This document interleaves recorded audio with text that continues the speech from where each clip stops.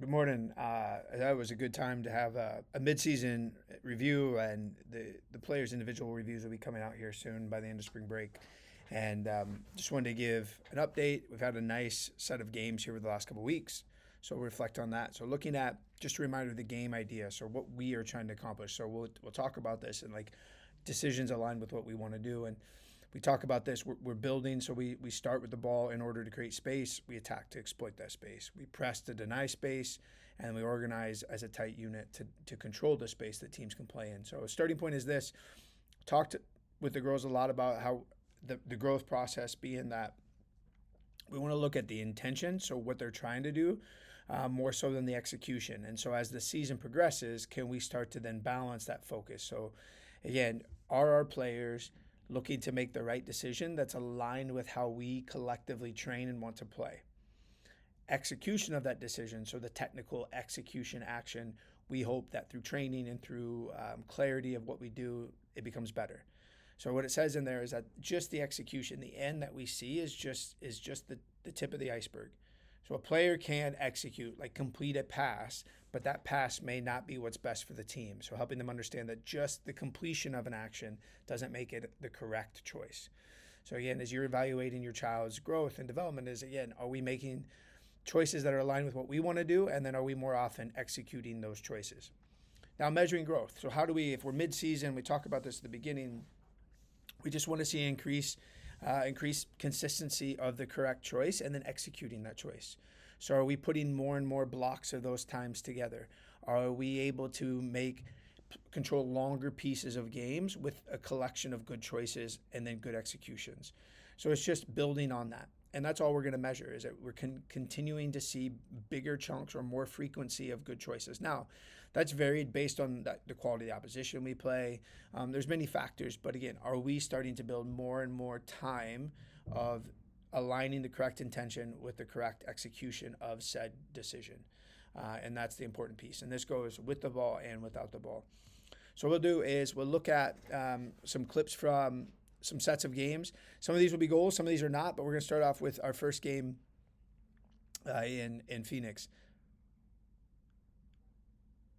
And the reason that we want to start here is this, is that we have a deep throw in. Michaela, in this case, our center midfielder, has the ball and she's facing backwards. So she can't see forward in attack. So she's going to play what she sees. So which is different than play what you face. So her eyes were able to see that and we're able to reset. Now, what I like about this is that pass creates space for her to get it again. Now, if we look, she receives it facing negative again. So then she's going to reset.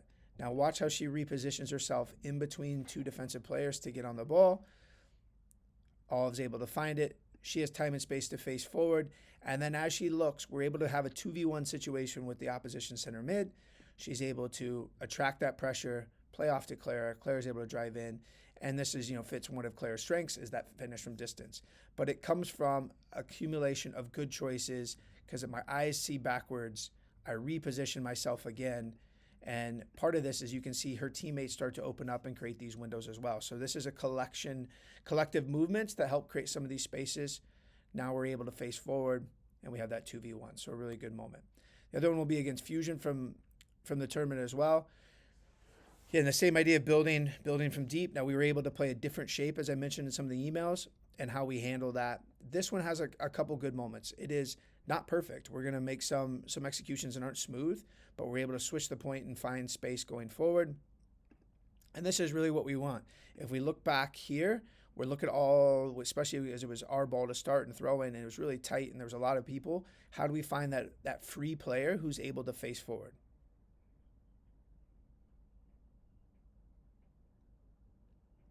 Look forward, we play forward. We're able to find a player to play forward. Again, they got numbers around the ball, which is okay. We win the ball back. Grace is facing which direction? So what does she see? What solutions can she see?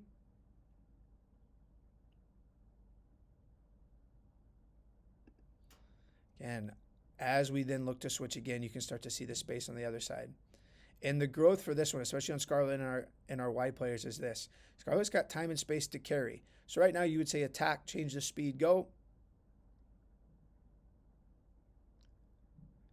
But this decision, this is something that shows maturity and we need more of. Like, she tried to attack, it wasn't on. So how do we look to find different solutions to stay on the ball? And like I said, even this, not clean all the way, but we maintain the ball. They clear it out. We regain it. We're able to play again. Another switch of play. Find Grace finding forward. And this is a little third player combination where Grace is able to link in with Hazel, who's able to play back out wide to Lena. So what I like about this as we kind of look at our growth is that was sustained.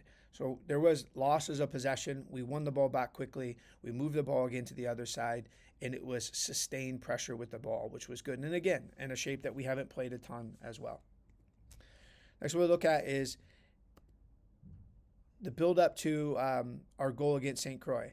Deep throw in. And what I like about this is if you look to see on that our left side of the field, there was a lot of people and not a ton of space.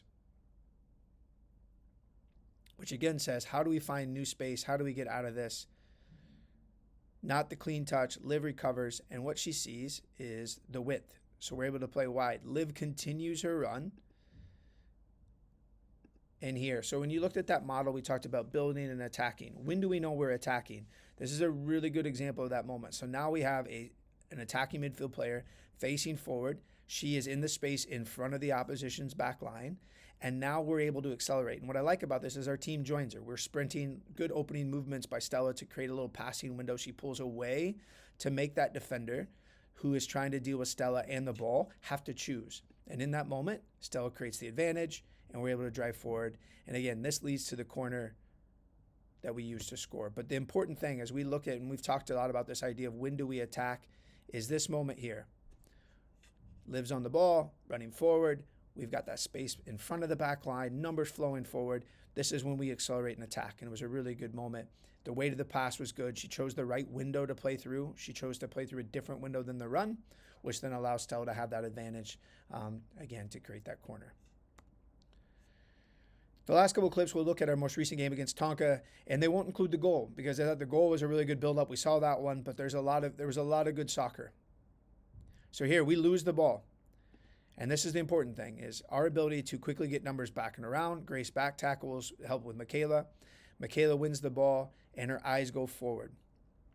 So again, we are a team that wants to control through the ball. But that doesn't mean we don't take advantage to attack when we can. And we've worked on this a lot in training, is this pass. We find it into the striker. Now, as that ball goes into the striker, I want you to see the eyes of the white team. Tonka is all watching the ball go into it. And who they do not see is Freya, who's appearing on the backside. So we talk about we penetrate through one side of the field, so this would be our left side. Can we link and find a player on the right side to create the attack in behind? Hazel does a good job at laying it off. And now you can see on this side, we have Stella alone in a 1v1 situation because we were attacking opposite of where we penetrated into the striker. Similar moment that kind of sparks that acceleration, and we go. And again, we've talked about building more consistency in these moments and trying to create passes that lead to more quality moments. And even here, Stella's able to get a ball in. But it starts with this, and I think this is where a great example of the things that we've been training is Michaela is able to regain the ball, looks forward, and you can start to see Freya on the backside of Hazel. Watch that ball roll into her feet. Freya is now free. Freya does a good job of opening up away from pressure onto her right foot. And now that's that similar situation we saw with Liv before where we want to accelerate the attack and get in behind. So a good example of that. And the last one we're going to look at is the opening kickoff in the second half because there's a lot of good patient moments. So we decide to go deeper to start, and we're going to start down the left side of the field. Good body profile to receive open. And what do we see? You can see we're looking. We decide it's not on. So now we're going to try to change the point of attack or look for new space to play. Good patience to stay on the ball, to attract a player. And this is an important thing. So as you look at where we started on the left side of the field with all those bodies, now look at what we look like on this side. So now we're able to easily attack this space and carry forward. Now we have this diamond. So you can see at the top of our diamond, at the bottom of our screen, we have Ava on the right, and then Sav has popped in here to create an angle. So we find that ball in, we play through. And what I like about this is usually we would say, Sav, you can bounce the ball right to Ava. That's the free player. But Sav starts to feel the pressure, and she's able to turn away. Now, what this does is it completely plays against the flow. You can see these players, the white players, were all starting to move towards Ava. Sav does a really good job of turning away from the flow of traffic. and then finding again that opposite backside center midfield player who's now free to receive. And we have that situation again to break at speed. So again, if you look at, we're in that space in front of the back line, behind the midfield line, and we're able to go at numbers. So again, final pass, like we said, that's something that we're going to continue to grow in consistency. But these are moments where you're seeing these ideas being put together. And they're not patterned. It's not the same solution. We're starting to read the game. Good. Turning away. And this is the pass that we've really gotten better at, finding this player on that backside to create these numbers and try to attack these numbers up situations away from the original space in which we penetrated from. So again, hopefully that makes sense. Again, as we're starting to measure our growth, we have one more game this weekend before we hit like a little bit of a break before we go into the final like bit of our RL season with TCSL. But it's really important that we start to see these ideas just show up more frequently and with more consistency, which the group is doing a fantastic job of.